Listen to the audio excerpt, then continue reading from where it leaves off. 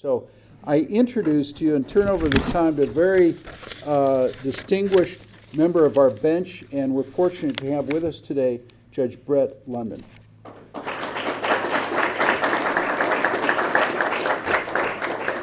Well, a little background on the Big Lot name. My favorite assignment is the high-volume misdemeanor arraignment calendar, and I average 150 new cases every morning. And so I crank through those by about 11 o'clock and then coast the rest of the day. And so that's where the Big Lot designation comes in. And those who plead guilty up front accept responsibility for their actions, then I do give them a reduced sentence. Well, one evening, Winston Churchill had way too much to drink. He was staggering through the hallways of the Houses of Parliament, and he slammed into Bessie Braddock, a member of Parliament from the opposing party.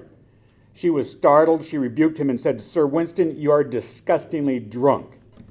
He straightened himself up and said, "I am disgustingly drunk. However, you are disgustingly ugly. And tomorrow morning, when we both wake up, I shall no longer be drunk." And then he staggered away. So Winston Churchill is a very colorful character. He left us a great example of hard work, perseverance, self-education, and the firm belief that each one of us has a destiny and that time is short.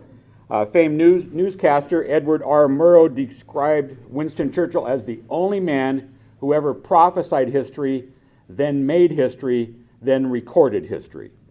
Renowned historian Arnold Toynbee said that the words of Winston Churchill spelled the difference between defeat and survival, not only for Britain, but for democracy everywhere. Winston Churchill is referred to as the greatest Briton, the greatest leader of the 20th century, and the speaker of the century.